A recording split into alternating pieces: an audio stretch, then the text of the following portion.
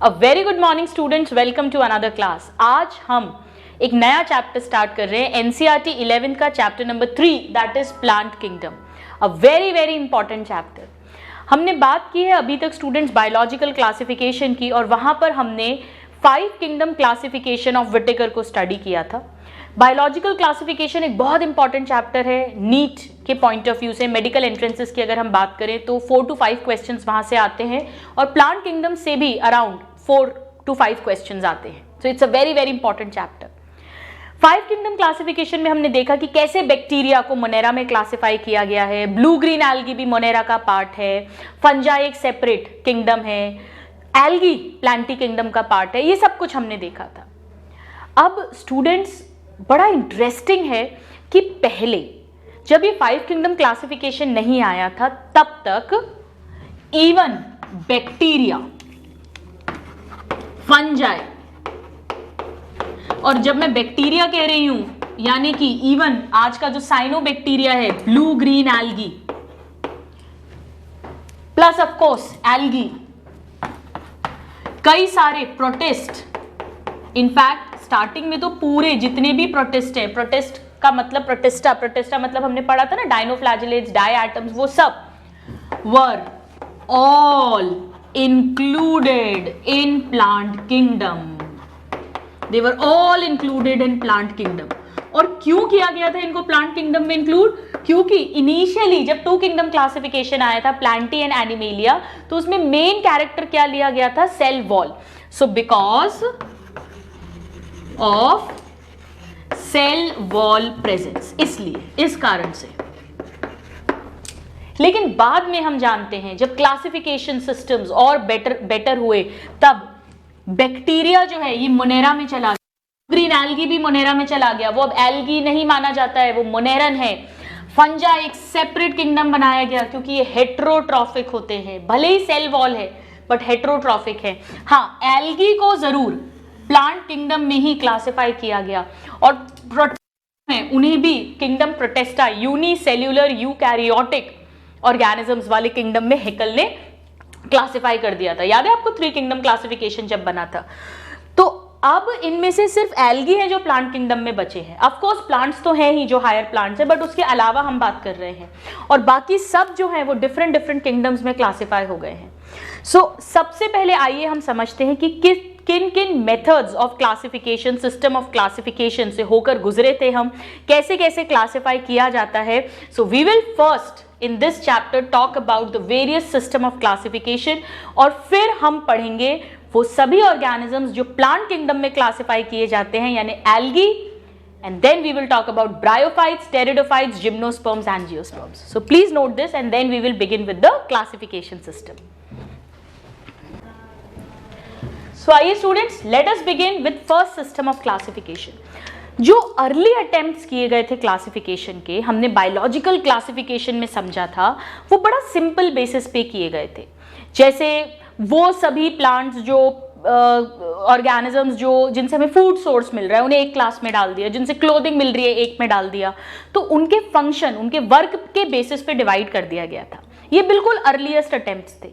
But उसके बाद पहला अटेम्प्ट हुआ साइंटिफिकली क्लासिफाई करने का, जिसमें मॉर्फोलॉजिकल कैरेक्टर्स, दिखाई देने वाले एक्सटर्नल अपीयरेंसेस के कैरेक्टर्स को बेसिस बनाया गया ऑर्गेनिजम्स को ग्रुप करने का, and that was artificial system of classification. याद है आपको एरिस्टोटल की बात हमने लास्ट चैप्टर में की थी।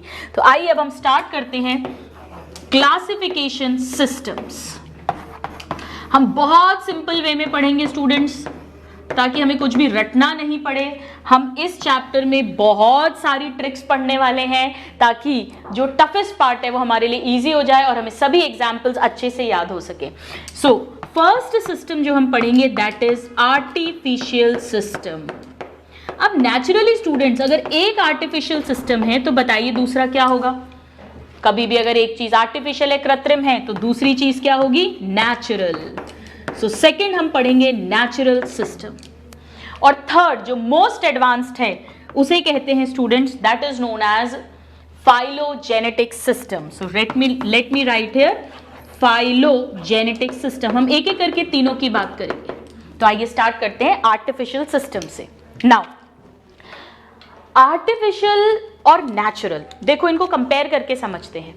मैं आपसे पूछती हूँ, एक फ्लावर पॉट में फूल लगे हुए हैं, कुछ में आर्टिफिशियल है बनावटी कागज के फूल और कुछ में नेचुरल फूल है। आप बताइए ज्यादा अच्छे कौन से हैं? आप बोलोगे मैम नेचुरली, नेचुरल चीज तो बढ़िया ही होती है। बिल्कुल सही है स्टूडेंट्स। नेचुरल सिस्टम क्लासिफिकेशन का मतलब है जब हम ऑर्गेनिजम्स को ग्रुप करने के लिए सिर्फ बाहर से दिखने वाली अपीयरेंस नहीं, बल्कि उनके इंटरनल कैरेक्टर्स, उनकी साइटोलॉजी, उनकी एनाटमी, उनकी फिजियोलॉजी, उनके जो टिश्यूज कैसे हैं, सेल कैसे हैं, उनका इंटरनल स्ट्रक्चर कैसा है, जब हम उन सब को भी अकाउंट में लेंगे तो वो बेहतर होगा, वो नेचुरल है। और ऊपर ऊपर से आर्टिफिशियली, सुपरफिशियल, सिर्फ मॉर्फोलॉजिकल कैरेक्टर्स की हमने बात करी तो वो आर्टिफिशियल होगा। तो कंफ्यूजन नहीं करना है। आर्टिफिशियल मतलब जब हम एक दो, वन या फ्यू मॉर्फोलॉजिकल कैरेक्टर्स को बेसिस बनाएंगे, और नेचुरल मतलब जब हम सिर्फ मॉर्फोलॉजिकल ही नहीं बल्कि साथ में कई सारे इंटरनल कैरेक्टर्स को भी बेसिस बनाएंगे। और नेचुरली इन दोनों में से कौन सा बेटर होगा? नेचुरल। नेचुरल चीज हमेशा बढ़िया रहती है। तो आइए हम स्टार्ट करते हैं आर्टिफिशियल सिस्टम ऑफ क्लासिफिकेशन से। Artificial classification system. नाउ हर सिस्टम में पहले हम लिखेंगे उसका बेसिस क्या है। So let's talk about the basis. क्या है बेसिस बताइए? बड़ा सिंपल है, अभी अभी मैंने आपको बताया, based on one or few morphological characters. So basis is one or few superficial morphological characters.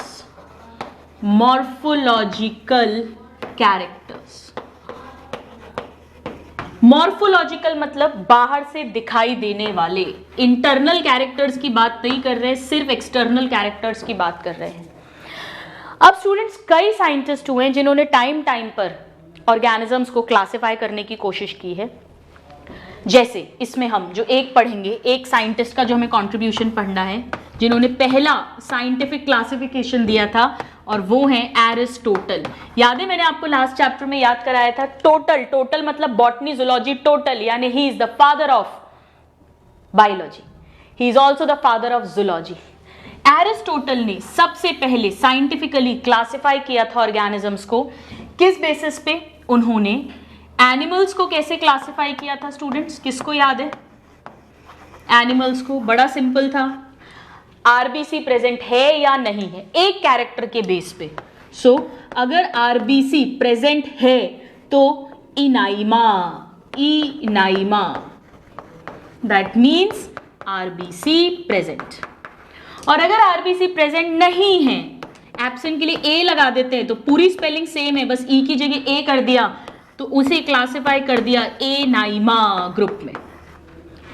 ऐसे ही उन्होंने प्लांट्स को जो क्लासिफाई किया था स्टूडेंट्स, वो कैसे किया था? बस एक बेसिस लिया था, एक बेसिस। वो बेसिस क्या था उनका?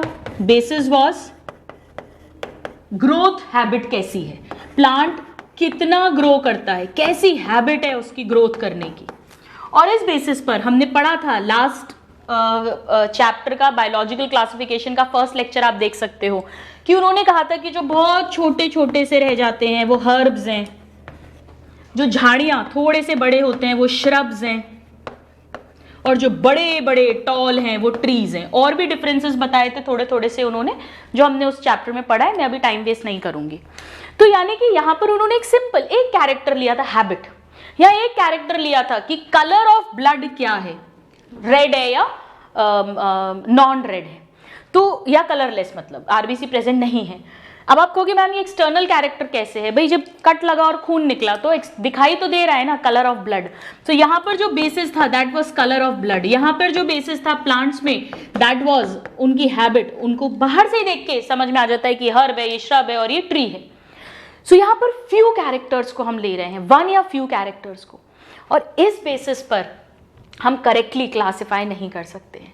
क्योंकि हम जानते हैं कि हो सकता है बाहर से दिखने में एक दो कैरेक्टर्स किसी के सेम हो पर वो बहुत डिफरेंट हो एक दूसरे से, इसीलिए ये इतना बढ़िया सिस्टम नहीं है। अब क्या क्या कैरेक्टर्स लिए जा सकते हैं उसको हम समझते हैं। सो यहाँ पर क्या क्या कैरेक्टर्स लेते हैं, कैरेक्टर्स की बात कर रही हूँ। हैबिट, ये 4 आपको रटे होने चाहिए क्योंकि एनसीईआरटी की लाइन है, हैबिट। देन इसके बाद में उसका जो लीव्स हैं उनके नंबर कितने हैं या उनका शेप कैसा है। So shape of leaves, then number of leaves और एक colour of the plant. So ये 4 हमें याद होने चाहिए। So it is based on one or few superficial morphological characters like habit, color, shape of leaves, number of leaves, etc. etc. जिसमें से इस तरीके से कलर ऑफ ब्लड को एनिमल्स के क्लासिफिकेशन में यूज किया था एरिस्टोटल ने और प्लांट्स में हैबिट को यूज किया था। तो ये 2 तो हमने देखे। अब इसके बाद स्टूडेंट्स एक और साइंटिस्ट आए, ये तो father of zoology and biology है, जिन्हें कहते हैं बॉटनी। और मैंने आपको याद भी कराया था, बॉटनी मतलब पेड़, पेड़ मतलब जंगल, जंगल को कहते हैं फॉरेस्ट, तो फॉरेस्ट जैसा ही फ्रेस्टर्स। सो थियोफ्रेस्टर्स जो फादर ऑफ बॉटनी भी हैं, इन्होंने भी इस ग्रोथ हैबिट को ही बेसिस रखा। एक सिंपल एक ही कैरेक्टर को लिया और उस बेसिस पर इन्होंने प्लांट्स को, एरिस्टोटल से थोड़ा सा ये आगे बढ़े और इस बेसिस पर इन्होंने, हैबिट की बेसिस पर, श्रब्स और ट्रीज में तो बांटा ही, लेकिन इन्होंने कहा कि कुछ ऐसे भी हैं जो श्रब्स और ट्रीज के बीच की लेंथ के हैं, यानी अंडर श्रब्स में भी क्लासिफाई किया। पायनियर वर्क करा इन्होंने इस आर्टिफिशियल सिस्टम ऑफ क्लासिफिकेशन में। अब अगर आप यहां ध्यान से देखो तो ये सारे जो कैरेक्टर्स हैं, चाहे ब्लड का कलर हो, चाहे हैबिट हो, ये एक वेजिटेटिव कैरेक्टर है या रिप्रोडक्टिव कैरेक्टर है, बताइए। आप कहोगे मैम इसका रिप्रोडक्शन से, सेक्सुअलिटी से तो दूर दूर तक कोई लेना देना नहीं है, ये सब वेजिटेटिव कैरेक्टर्स हैं। लीव्स, रूट, स्टेम जो बाहर से आंखों से दिख रहे हैं, जो वेजिटेटिव बॉडी है। रिप्रोडक्शन, सेक्सुअलिटी से जिसका रिलेशन नहीं है, ये सब वेजिटेटिव कैरेक्टर्स हैं। तो डेफिनेटली आर्टिफिशियल सिस्टम में सबसे पहले जो कैरेक्टर्स इंक्लूड किए गए थे वो वेजिटेटिव कैरेक्टर्स थे।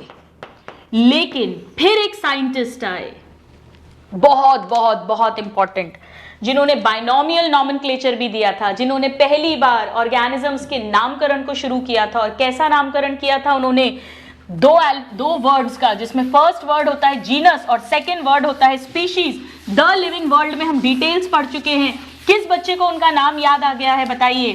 जी हाँ, वो थे कैरोलस लिनियस या कार्ल वॉन लिनियस। और उन्होंने पहली बार सेक्सुअल कैरेक्टर्स के बेसिस पर प्लांट्स को क्लासिफाई करने की कोशिश करी। सेक्सुअल कैरेक्टर्स, हालांकि उन्होंने जो सेक्सुअल कैरेक्टर यूज किया था स्टूडेंट्स, वो भी एक दो कैरेक्टर्स, एक ही कैरेक्टर यूज किया था, तो है वो आर्टिफिशियल सिस्टम ही, लेकिन सेक्सुअल कैरेक्टर, और वो बाहर से दिखाई देने वाला सेक्सुअल कैरेक्टर ही है, यानी है morphological character he, but sexual. तो इसमें सेक्सुअल कैरेक्टर भी यूज हो सकता है और वेजिटेटिव भी। तो कंफ्यूज मत होना, हर वर्ड को समझना। अब इन्होंने क्या किया, थर्ड साइंटिस्ट का कंट्रीब्यूशन देखते हैं आर्टिफिशियल सिस्टम में, कैरोलस लिनियस या Karl Linnaeus. Carolus Linnaeus Carolus Linnaeus ने क्या किया स्टूडेंट्स, इन्होंने प्लांट्स में स्टेमन्स का नंबर देखा। हम पढ़ेंगे कि प्लांट्स में जो फ्लावरिंग प्लांट्स है, जिनमें फ्लावर, फूल बनता है, उसमें एक तो फीमेल पार्ट होता है जिसे हम गाइनोशियम बोलते हैं, कार्पल का बनता है, और एक स्टेमन्स होते हैं, आपने प्रीवियस क्लास में पढ़ा होगा, जो मेल पार्ट है, मेल रिप्रोडक्टिव स्ट्रक्चर है, जिसे एंड्रोशियम कहते हैं। सो इन्होंने बेसिस रखा नंबर ऑफ स्टेमन्स, और स्टेमन्स, सारे स्टेमन्स को मिलाकर हम मेल रिप्रोडक्टिव पार्ट बोलते हैं, यानी एंड्रोशियम। और ये स्टेमन मेल रिप्रोडक्टिव पार्ट है, यानी एक रिप्रोडक्टिव कैरेक्टर है या सेक्सुअल कैरेक्टर है। This is a sexual character, बाहर से दिखाई देता है यानी है मॉर्फोलॉजिकल ही, लेकिन सेक्सुअलिटी से रिलेटेड है। और इस बेसिस पर उन्होंने प्लांट्स को, प्लांट किंगडम जो है उसे 24 क्लासेस में डिवाइड किया, 24 क्लासेस। जैसे फॉर एग्जाम्पल अगर एक स्टेमन है, वन स्टेमन उस फ्लावर में, तो मोनोएंड्रिया, मोनोएंड्रिया मतलब वन स्टेमन। ऐसे ही डायएंड्रिया मतलब 2 स्टेमन्स, ट्राइएंड्रिया, पॉलीएंड्रिया, ऐसे करके, हमें बहुत डिटेल नहीं पढ़नी है। यानी इन्होंने जो सिस्टम दिया वो आर्टिफिशियल तो था लेकिन सेक्सुअल सिस्टम था, आर्टिफिशियल सेक्सुअल सिस्टम। सारे क्वेश्चंस हैं। तो अब अगर हम इन तीनों साइंटिस्ट के वर्क को देखें तो चाहे एरिस्टोटल हो, उन्होंने बाहर से दिखाई देने वाला मॉर्फोलॉजिकल कैरेक्टर्स को लिया, habit, colour of blood. Theophrastus ने भी हैबिट, बाहर से दिखाई देने वाला कैरेक्टर लिया, और लिनियस ने भी बाहर से दिखाई देने वाला यानी मॉर्फोलॉजिकल कैरेक्टर लिया कि कितने स्टेमन्स हैं। तो तीनों ने ही मॉर्फोलॉजिकल कैरेक्टर लिया, कोई इंटरनल कैरेक्टर नहीं लिया। इंटरनल कैरेक्टर को हम कंसिडर करेंगे नेचुरल सिस्टम्स में, नंबर 1। नंबर 2, 1-2 कैरेक्टर्स को ही कंसिडर किया। और नंबर 3, एरिस्टोटल और थियोफ्रेस्टस ने वेजिटेटिव कैरेक्टर्स को कंसिडरेशन में लिया था, लेकिन पहली बार लिनियस ने सेक्सुअल सिस्टम, सेक्सुअल कैरेक्टर को कंसिडरेशन में लिया। सो अब यहां पे डेफिनेशन बनती है, आर्टिफिशियल सिस्टम का मतलब है जहां पर 1 और फ्यू मॉर्फोलॉजिकल कैरेक्टर्स को कंसिडर किया जाए। वो कैरेक्टर वेजिटेटिव भी हो सकता है, सेक्सुअल भी हो सकता है। तो पहला सेक्सुअल सिस्टम क्लासिफिकेशन किसने दिया था? लिनियस ने। ये क्वेश्चन आता है और इनका बेसिस क्या था, ये क्वेश्चन आता है, और कितनी क्लासेस में डिवाइड किया था, ये क्वेश्चन आता है। इससे ज्यादा डिटेल हमें नहीं पढ़नी। अब जब ये क्लासिफिकेशंस हुए, कई और साइंटिस्ट ने भी इस पर काम किया, तो इसके कई सारी गड़बड़ियां थी, ड्रॉबैक्स थे। क्या ड्रॉबैक्स थे स्टूडेंट्स? आइए हम देखते हैं। So drawbacks of artificial system of classification. पहला ड्रॉबैक, क्योंकि इसमें हम 1-2 कैरेक्टर्स को ही ले रहे हैं स्टूडेंट्स, वो भी बाहर से दिखाई देने वाले, तो कई सारे जो क्लोजली रिलेटेड स्पीशीज थी उन्हें दूर दूर ग्रुप्स कर दिया गया, और कई सारे जो काफी दूर रखी जाने चाहिए थी उन स्पीशीज को पास पास में रख दिया। तो पहला इसका मेन डिसएडवांटेज ये था कि it separated many closely related species. So it separated or segregated many closely related species. Closely related species. और ऐसा क्यों हुआ स्टूडेंट्स? क्योंकि ये सिर्फ 1-2 कैरेक्टर्स पर ही बेस्ड था। As it was based on, या it took into consideration only 1 or few morphological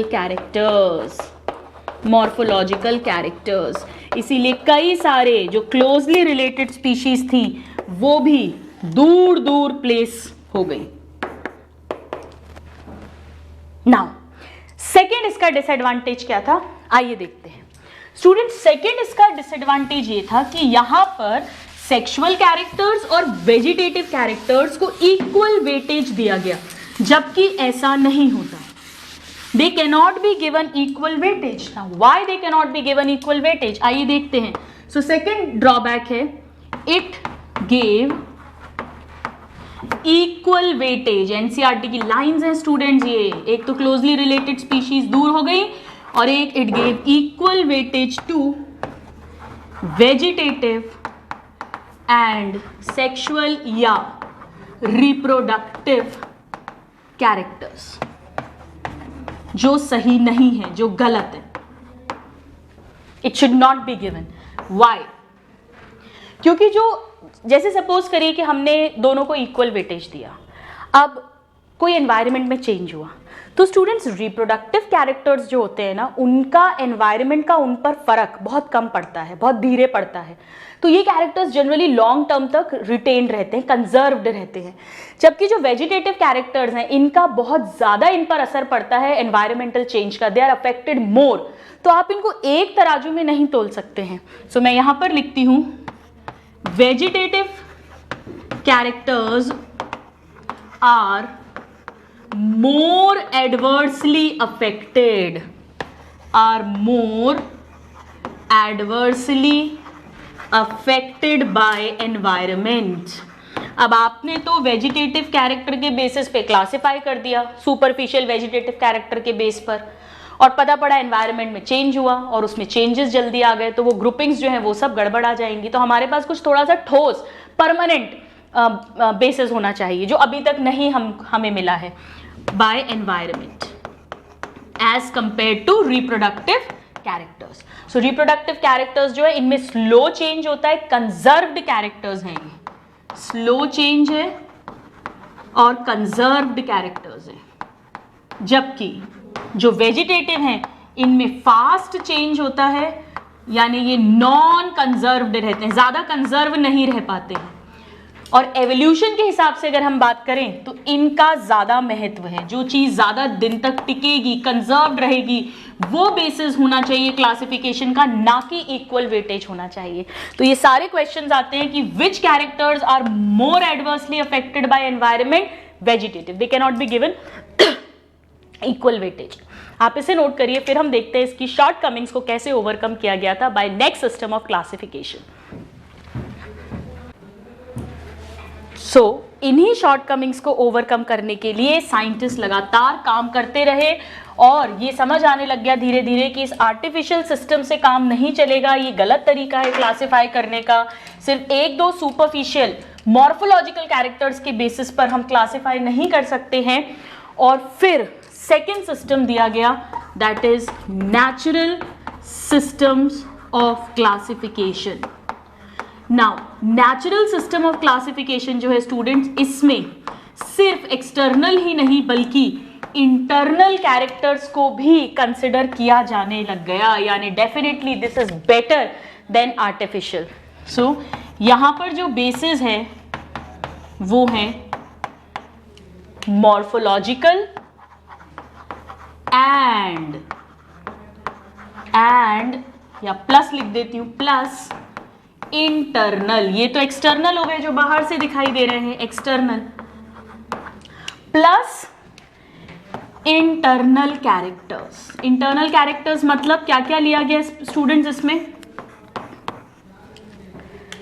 उसकी एनाटमी, अंदरूनी बनावट कैसी है, और सिर्फ अंदर से बस ऐसे ही देखने पे नहीं, केवल अल्ट्रा स्ट्रक्चर कैसा है उसका टिश्यू, सेल, उन सब को भी कंसिडर किया गया। अल्ट्रा स्ट्रक्चर यही नहीं, उसकी एम्ब्रियो तक पहुंचा गया, एम्ब्रियोलॉजी की भी उसकी स्टडी करी गई, एम्ब्रियोलॉजिकल कैरेक्टर्स को भी स्टडी किया गया। और सिर्फ एम्ब्रियोलॉजिकल ही नहीं स्टूडेंट्स, इनफैक्ट उसकी फाइटोकेमिस्ट्री को भी स्टडी किया गया। एम्ब्रियोलॉजी लिख देती हूं मैं, एम्ब्रियोलॉजी, फाइटोकेमिस्ट्री, केमिस्ट्री मतलब उसमें केमिकल्स कैसे मिलते हैं अंदर। फाइटो मीन्स प्लांट की बात कर रहे हैं। सो फाइटोकेमिस्ट्री, केमिस्ट्री यानी कि सिर्फ बाहर से नहीं, अंदर से इंटरनल स्ट्रक्चर, उसमें भी अल्ट्रा स्ट्रक्चर मतलब टिश्यू, सेल, फिर एम्ब्रियो और इवन सेल के अंदर जो केमिकल्स मिलते हैं, इन सबको, ये चारों याद होने चाहिए, डायरेक्ट एनसीईआरटी के वर्ड्स हैं ये। So external as well as internal को भी इंक्लूड किया जाने लग गया। यहां पर स्टूडेंट्स जो ऑर्गेनिजम्स की नेचुरल एफिनिटीज हैं, उसके बेसिस पर उन्हें क्लासिफाई हमने इन सभी कैरेक्टर्स को इंक्लूड करके किया। इसमें वेजिटेटिव कैरेक्टर्स भी आ जाएंगे, सेक्सुअल कैरेक्टर भी आ जाएंगे। वो तो ऑलरेडी जो आर्टिफिशियल में कंसिडर हुआ है वो तो यहां भी है ही, लेकिन इसमें साथ में एक्सटर्नली नहीं, internal vegetative, internal sexual characters, उनको भी इंक्लूड किया जाने लग गया। यानी कि हम कह सकते हैं that this was based on natural affinities, natural affinities, affinities मतलब जो सिमिलैरिटीज थी, natural affinities between various organisms. NCERT की लाइन है students, which system of classification is based on natural affinities? It is the natural system of classification. Of course it is better out of these. अब इस पे भी बहुत सारे काम हुए हैं स्टूडेंट्स, कई साइंटिस्ट ने अलग अलग नेचुरल सिस्टम ऑफ क्लासिफिकेशन दिए हैं।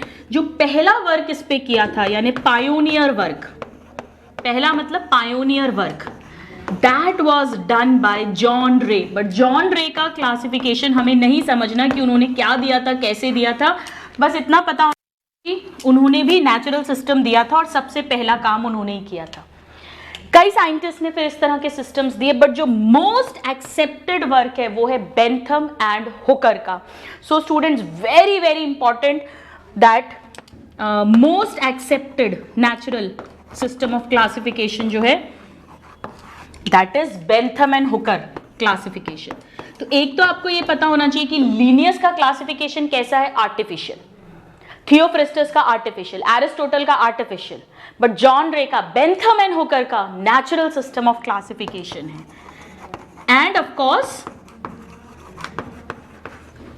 उनके एक में सिर्फ मॉर्फोलॉजिकल और वो भी एक दो, और एक में मॉर्फोलॉजिकल प्लस इंटरनल और वो भी बहुत बहुत सारे कैरेक्टर्स को इंक्लूड किया गया। अब मैं यहाँ डिटेल नहीं पढ़ा रही हूँ, कई बुक्स में इसकी डिटेल दी हुई है, आपको बेंथम एंड हुकर क्लासिफिकेशन की डिटेल नहीं पढ़नी, वो नहीं आता है कॉमनली। एक्चुअली इन्होंने जब क्लासिफिकेशन दिया था काफ़ी क्लोज पहुँच गए थे ये सही क्लासिफिकेशन के, जो अब प्रेजेंट डे में हम मानते हैं, बट एक गड़बड़ हुई थी। इन्होंने जब क्लासिफाई किया था प्लांट्स को तो एल्गी, ब्रायोफाइट, टेरिडोफाइट, ये तो ठीक है, बट इन्होंने क्या किया, हम जानते हैं कि जिम्नोस्पर्म फिर एंजियोस्पर्म्स आते हैं। एंजियोस्पर्म्स मोर एडवांस्ड है दैन जिम्नोस्पर्म्स, और एंजियोस्पर्म्स में भी डाइकॉट्स होते हैं, डाइकोटिलिडन्स वाले, और मोनोकॉट्स होते हैं। आज हम जानते हैं स्टूडेंट्स, हम 12th में भी पढ़ेंगे एवोल्यूशन में, कि मोनोकॉट जिसमें ग्रासेस आती हैं, ग्रेन्स आते हैं, वीट, राइस, घास, वो सब बाद में आई है, ये मोर एडवांस्ड है मोनोकॉट्स। इन्होंने जब क्लासिफिकेशन किया था तो इन्होंने क्या किया, डाइकॉट फिर जिम्नोस्पर्म फिर मोनोकॉट, ऐसा। जबकि होता क्या है, पहले जिम्नोस्पर्म फिर डाइकॉट फिर मोनोकॉट, यानी जिम्नोस्पर्म का प्लेसमेंट इन्होंने गलत किया था। इनके क्लासिफिकेशन सिस्टम के अकॉर्डिंग जिम्नोस्पर्म्स बाद में आए, पहले डाइकॉट्स आए थे, ओरिजिन हुआ था। ये एक बहुत बड़ी गड़बड़ थी इनके सिस्टम में। इवन मोनोकॉट की कुछ फैमिलीज जो थी उनका भी इन्होंने अरेंजमेंट सही नहीं किया था ओरिजिन के हिसाब से। इसका मतलब ये है कि बेंथम एंड हुकर का बहुत अच्छा क्लासिफिकेशन था, बट इसमें एक कमी थी। क्या कमी थी?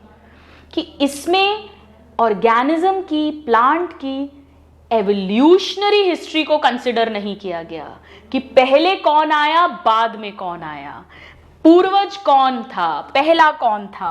और स्टूडेंट्स, इसीलिए फिर साइंटिस्ट ने कहा भैया ऐसे काम नहीं चलेगा।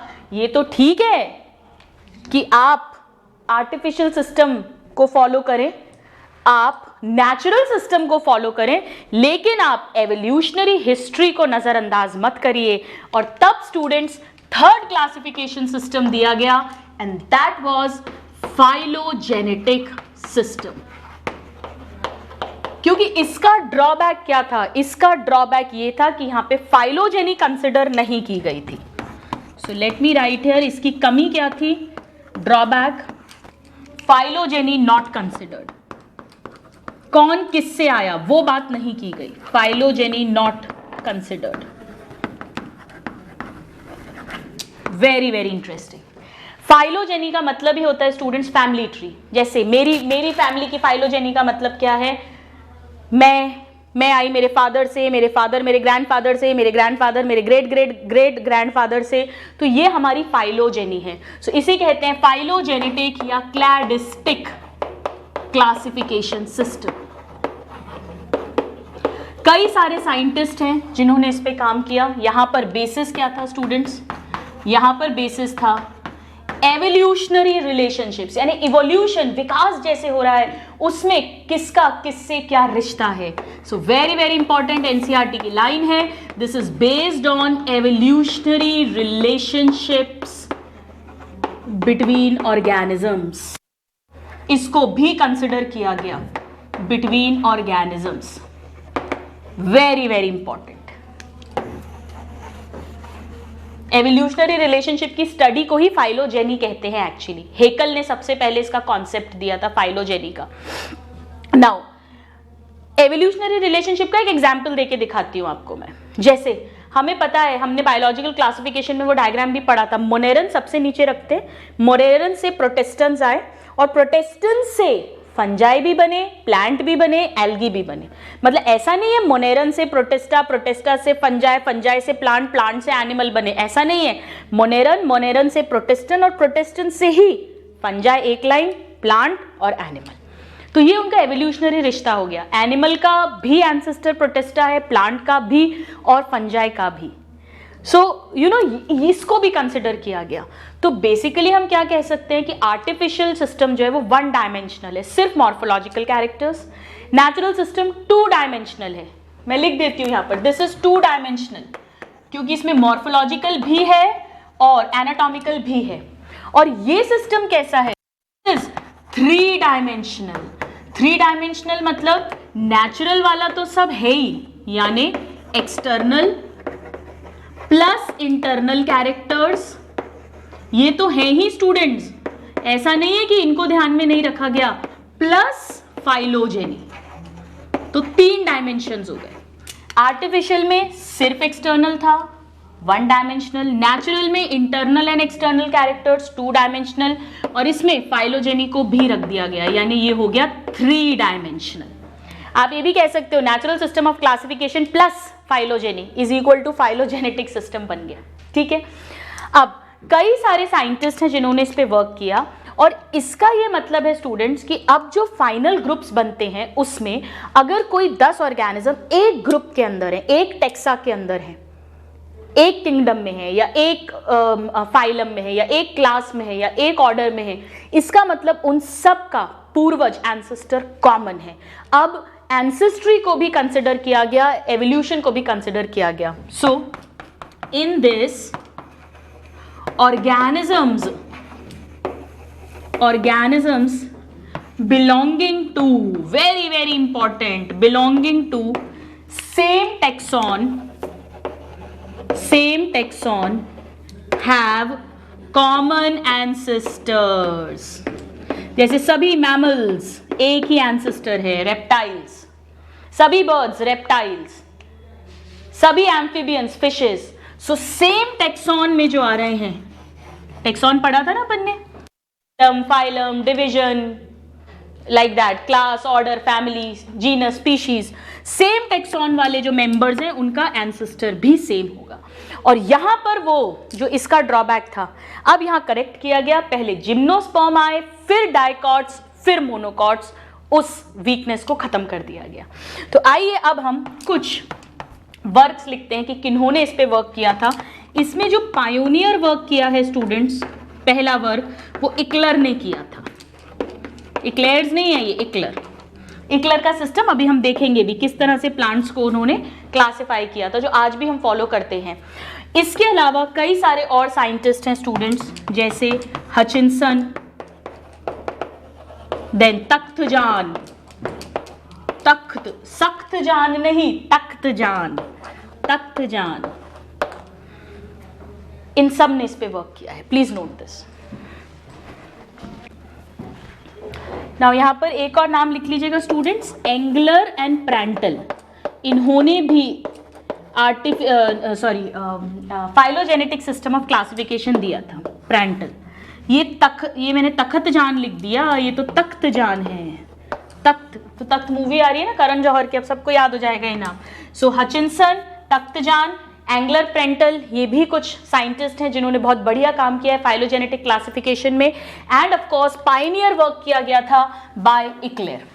आइए, इक्लेर ने किस तरह से क्लासिफाई किया था प्लांट्स को, उसे हम समझते हैं, क्योंकि वही डिटेल्स हम एक्चुअली पढ़ने वाले हैं.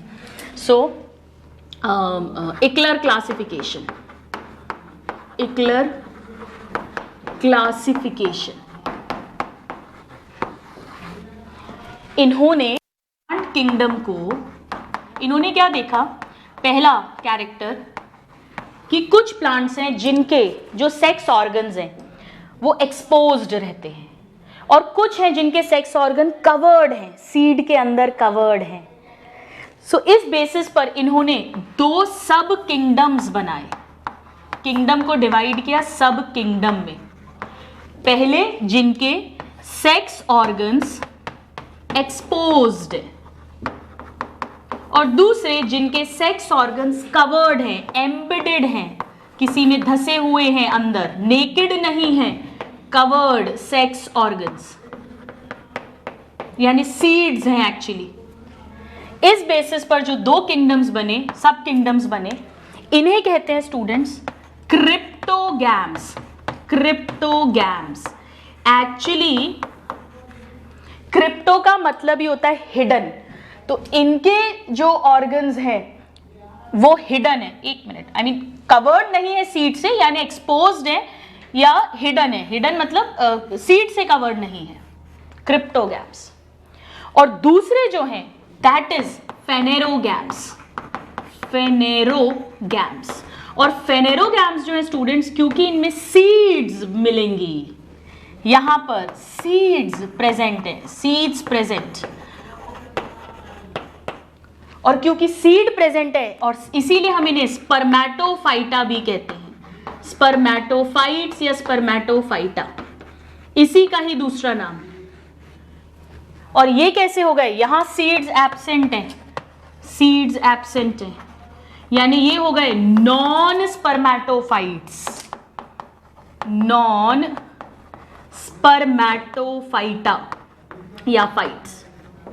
ठीक है, अब क्रिप्टोगैम्स में भी फिर इन्होंने तीन क्लासेस में इसको डिवाइड किया, थ्री डिविजन्स में एक्चुअली, नॉट क्लासेस, किंगडम, सब किंगडम, फिर डिवीजन। पहले जिनकी थैलस जैसी बॉडी है, थैलस जैसी मतलब जिनकी बॉडी रूट, लीव और स्टेम्स में वेल डिफरेंशिएटेड नहीं है, यानी थैलोफाइटा। फाइट वर्ड हम किसके लिए लगाते हैं स्टूडेंट्स, प्लांट के लिए, तो थैलोफाइट्स या थैलोफाइटा कुछ भी लिख सकते हैं हम। क्रिप्टोगैम्स देन थैलोफाइट्स, थैलोफाइटा लिख देती हूँ मैं। इसमें आते हैं एल्गी, एक्चुअली फंजाई भी आते हैं, लेकिन फंजाई अब सेपरेट किंगडम है तो उसको हम यहाँ नहीं रखेंगे। एल्गी जो हम पढ़ेंगे, green algae Chlorophyceae, red algae Rhodophyceae, और ब्राउन एल्गी फियोफाइसी, ये तीन क्लासेस इसी में आएंगी। इसके अलावा स्टूडेंट्स कुछ हैं उनकी भी बॉडी ऐसी वेल डिफरेंशिएटेड नहीं है, थैलस जैसी ही है, लेकिन थोड़े से बेटर हैं थैलस से, सो उन्हें कहते हैं ब्रायोफाइट्स यानी ब्रायोफाइटा। और फिर कुछ ऐसे हैं स्टूडेंट्स जिनमें अच्छे से लीव, प्लांट, रूट्स बढ़िया वेल डिफरेंशिएटेड हो गई हैं और वस्कुलर टिश्यूज भी डेवलप हो गए हैं, उन्हें कहते हैं टेरिडोफाइट्स यानी टेरिडोफाइटा, जिसमें फर्न्स आते हैं, टेरिडोफाइटा। इसमें हम क्या पढ़ते हैं, ब्रायोफाइट्स में हम मॉसेस पढ़ेंगे, हम लिवरवर्ट्स पढ़ेंगे, ये पढ़ेंगे, यहां पर हम फर्न्स पढ़ेंगे, और इनमें वस्कुलर टिश्यू भी प्रेजेंट है। वस्कुलर टिश्यू यानी xylem phloem, vascular tissue present.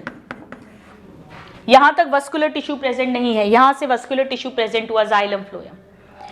अब जो सीडेड वाले प्लांट्स हैं फेनेरोगैम्स, इसको भी उन्होंने दो डिवीजन में डिवाइड किया। एक ऐसे हैं जिनमें सीड प्रेजेंट है, राइट, लेकिन फ्रूट प्रेजेंट नहीं है। सो सीड है लेकिन बीज से फल नहीं बनता, मतलब फल नहीं है, फ्रूट इज एब्सेंट। हम जानते हैं ये क्या है, जिम्नोस्पर्म्स, जिम्नोस्पर्म, जिसमें कॉनिफर्स, साइकर्ड्स ये सब आते हैं। और कुछ ऐसे हैं जिनमें सीड तो है और वो सीड, बीज किसके अंदर है, फ्रूट्स के अंदर, फ्रूट्स बन गए हैं, फ्रूट्स मतलब फ्लावर्स बन गए हैं, flower and fruits, flowers, and they are angiosperms, angiosperms।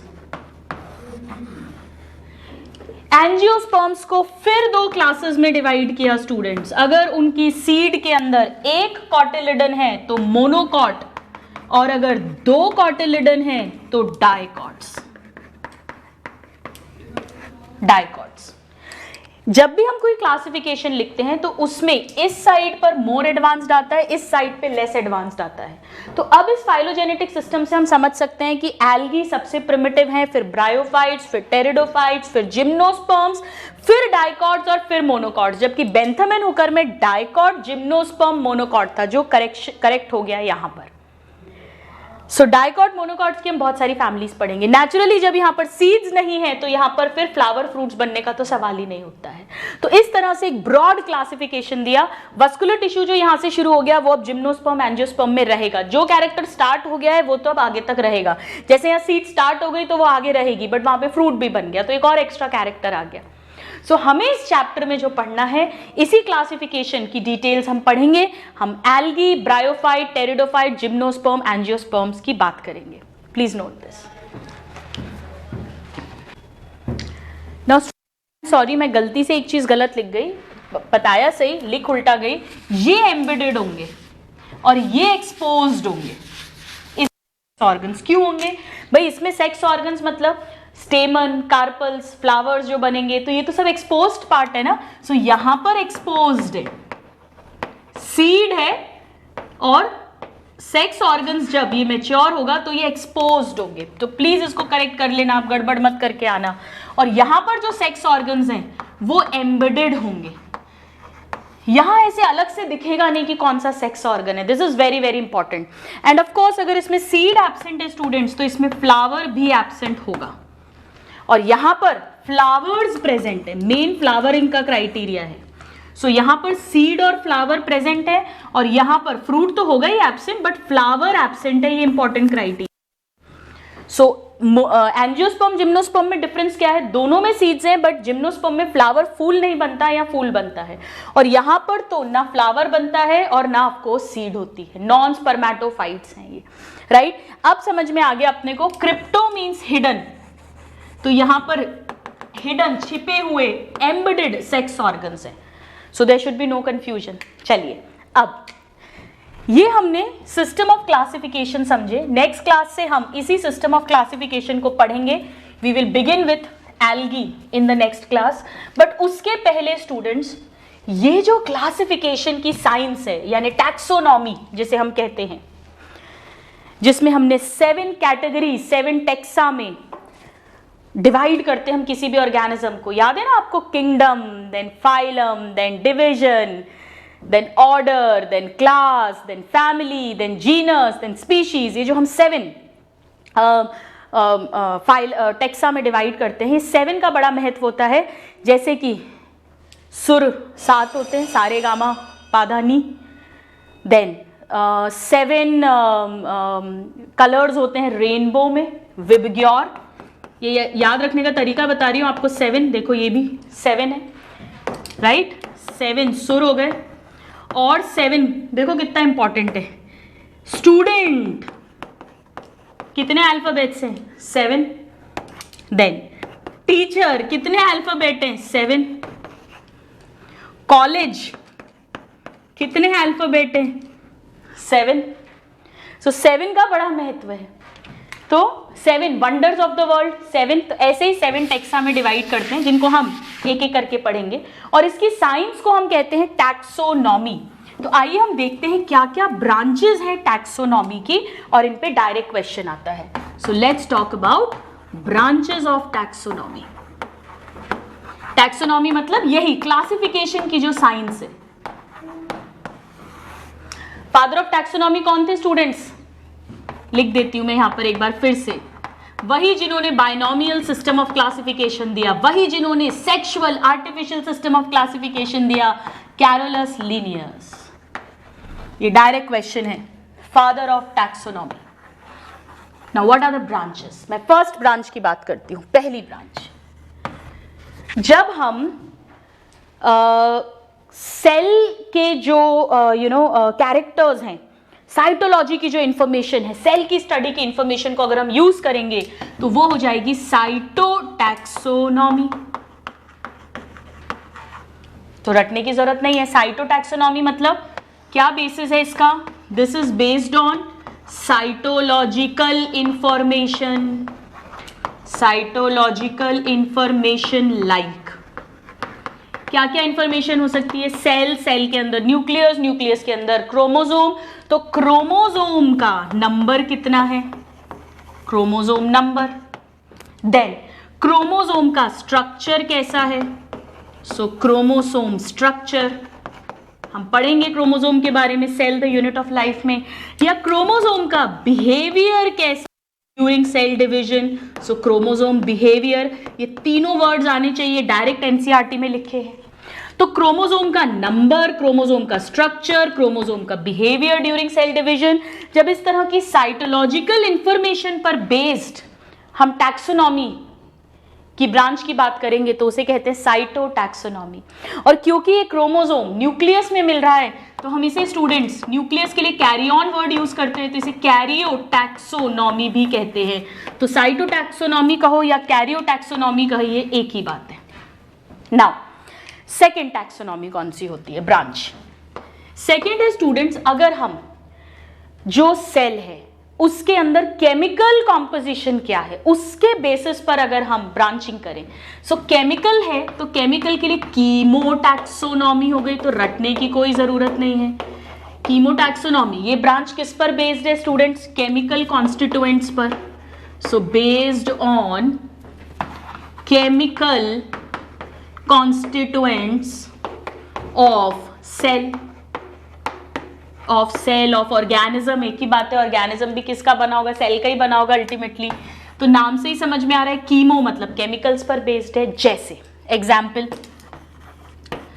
Direct पता होना चाहिए, सीक्वेंस ऑफ डीएनए क्या है। अब आप कहोगे मैम इसका क्या मतलब है, डीएनए किसका बना है स्टूडेंट्स, न्यूक्लियोटाइड्स का, यानी न्यूक्लियोटाइड्स का या वो बेसिस का, नाइट्रोजन बेसिस का क्या सीक्वेंस है। So sequence of DNA and RNA. इसके बाद प्रोटीन का स्ट्रक्चर। अब स्ट्रक्चर ऑफ प्रोटीन का क्या मतलब है, भाई प्रोटीन किसके बना है, अमीनो एसिड्स का, यानी कि अमीनो एसिड्स का क्या सीक्वेंस है, कौन सा अमीनो एसिड है, कितने अमीनो एसिड्स हैं, किस सीक्वेंस में अरेंज्ड है, वो स्ट्रक्चर ऑफ प्रोटीन्स पता चल जाएगा। यहाँ केमिकल है, डीएनए केमिकल है, एक प्रोटीन केमिकल है। नाउ क्रिस्टल्स कैसे हैं सेल में, क्रिस्टल्स मतलब हमें पता है या तो कैल्शियम कार्बोनेट के होंगे या कैल्शियम ऑक्सलेट के होंगे, तो किस तरह के क्रिस्टल्स है वो एक क्राइटेरिया हो सकता है। सो कैल्शियम कार्बोनेट और कैल्शियम ऑक्सलेट, राइट। ये कुछ क्राइटेरिया है। इसके अलावा क्रिस्टल्स हो गए, sequence of DNA, even student sequence of RNA जो है उसको भी यहां पर कंसिडर किया जाएगा। और इसके अलावा सेल के अंदर कई सारे साइक्लिकल कंपाउंड्स होते हैं, जैसे एरोमेटिक कंपाउंड्स जिसे बोलते हैं, वो क्या हैं। सो एरोमेटिक कंपाउंड्स ये सब देखो क्रिस्टल्स, केमिकल्स हैं, ये सब एरोमेटिक कंपाउंड्स। सो इन सब के बेसिस पर भी जब टैक्सोनॉमी को स्टडी किया जाता है तो उस टैक्सोनॉमी को कहते हैं कीमोटैक्सोनॉमी। सो साइटोटैक्सोनॉमी या कैरियोटैक्सोनॉमी जो क्रोमोसोम का नंबर, स्ट्रक्चर और बिहेवियर पे डिपेंडेंट है, और कीमोटैक्सोनॉमी जो केमिकल कॉम्पोजिशन पर डिपेंडेंट है। अब एक और टैक्सोनॉमी है जिसे हम सबसे बढ़िया यूज करते हैं आज के समय में, जहां पर हम कंप्यूटर का यूज करेंगे, हम कोडिंग्स करेंगे, कोड्स बनाएंगे, और वो बेस्ट ब्रांच है टैक्सोनॉमी की, बेस्ट तरीका है टैक्सोनॉमी को स्टडी करने का। That we will now talk, please note this down.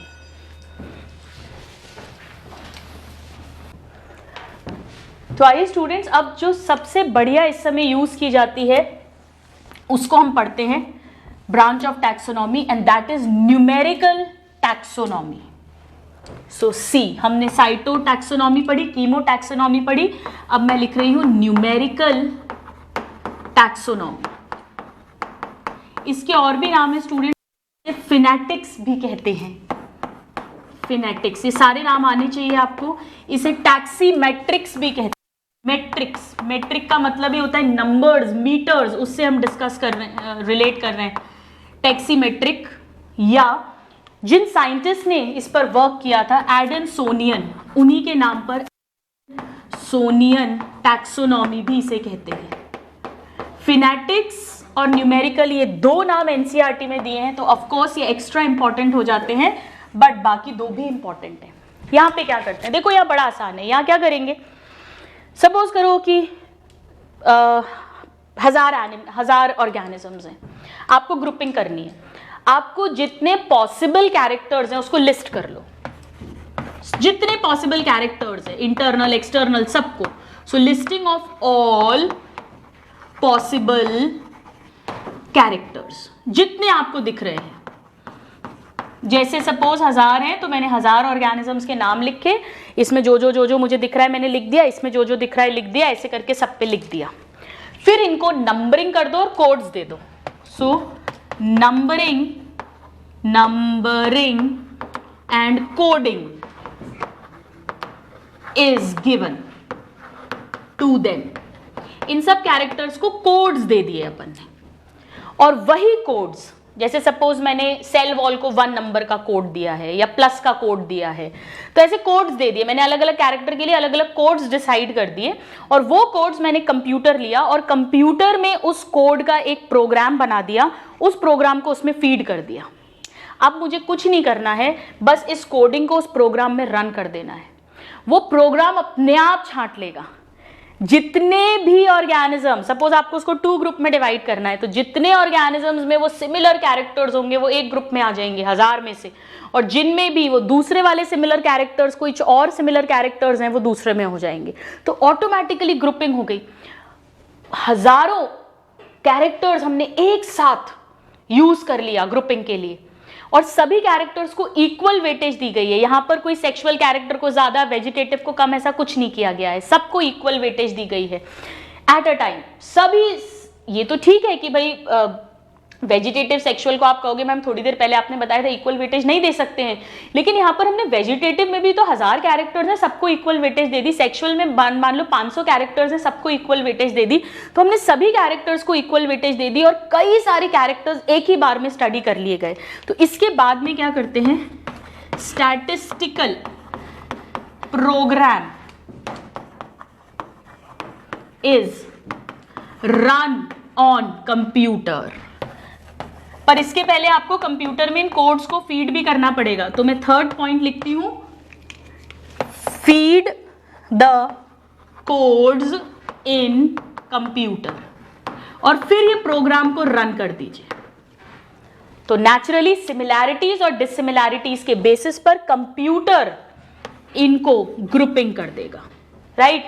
सो यहां पर हम क्या कह सकते हैं, that on the basis of similarities and dissimilarities between species, with the help of computers हम इवैल्यूएशन कर रहे हैं इन चीजों का। सो यहां पर हम क्या कर रहे हैं, use of computer for evaluation of similarities and dissimilarities, similarities and dissimilarities among various species या organisms। तो साइटोटैक्सोनॉमी में तो हम केवल क्रोमोसोम का नंबर, स्ट्रक्चर, बिहेवियर, उस कैरेक्टर को कंसिडर कर रहे हैं। कीमोटैक्सोनॉमी में हम केमिकल्स, 4, 5, 7 तरह के केमिकल्स जो है उनके बेसिस पर ग्रुपिंग कर रहे हैं। बट यहां पर हम hundreds of characters with equal weightage फटाफट से हम कर पा रहे हैं। सो इसका जो बेनिफिट है या एडवांटेज है वो क्या है, वेरी वेरी इंपॉर्टेंट, एनसीईआरटी में दिया हुआ है। Number 1, hundreds of characters considered at a time, एक ही बार में, at a time। एंड दूसरा, all characters given equal importance, all characters given equal importance।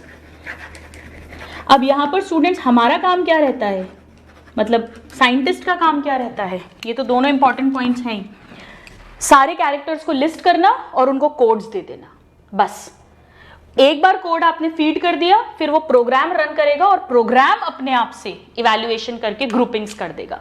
Similar characters को सेम ग्रुप में डाल देगा, डिसिमिलर कैरेक्टर्स को डिफरेंट ग्रुप्स में डाल देगा, और इस तरह से ग्रुप्स छट छट कर आ जाएंगे।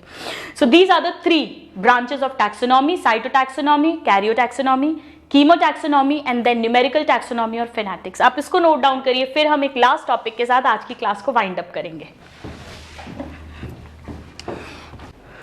आइए स्टूडेंट्स, अब हम 2 टर्म्स पर और डिस्कस कर लेते हैं। हालांकि वो एनसीईआरटी में नहीं दिए हुए हैं, बट दे आर इंपॉर्टेंट। एक है क्लैडोग्राम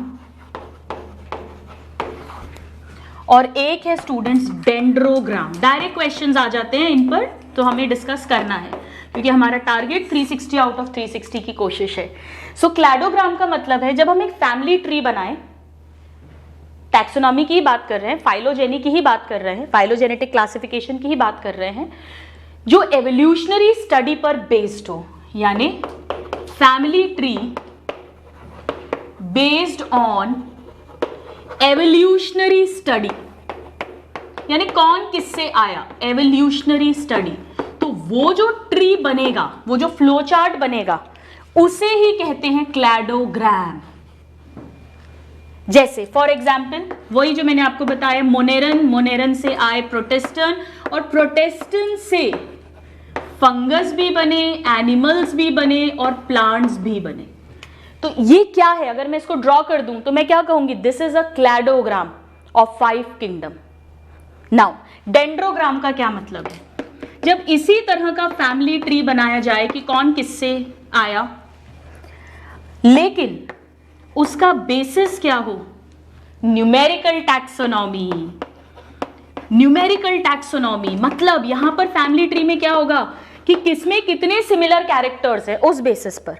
जैसे मैंने 10 ग्रुप्स बना दिए, तो ये इनमें सबसे ज्यादा सिमिलैरिटी है, ये सबसे नीचे या सबसे ऊपर है, सबसे ज्यादा सिमिलर है, उसके नीचे वालों में थोड़ी कम सिमिलैरिटी है, इनमें और कम सिमिलैरिटी, इनमें और कम सिमिलैरिटी है। तो जब मैं न्यूमेरिकल टैक्सोनॉमी पर बेस्ड बनाऊंगी फैमिली ट्री, तो उसे डेंड्रोग्राम कहूंगी। और जब क्लैडोग्राम, जब एवोल्यूशनरी स्टडी, उनके एंसेस्टर्स की हिस्ट्री, किसका किससे ओरिजिन हुआ, इस बेसिस पे बनाऊंगी, फाइलोजेनी के बेसिस पे बनाऊंगी, तो उसे क्लैडोग्राम कहूंगी।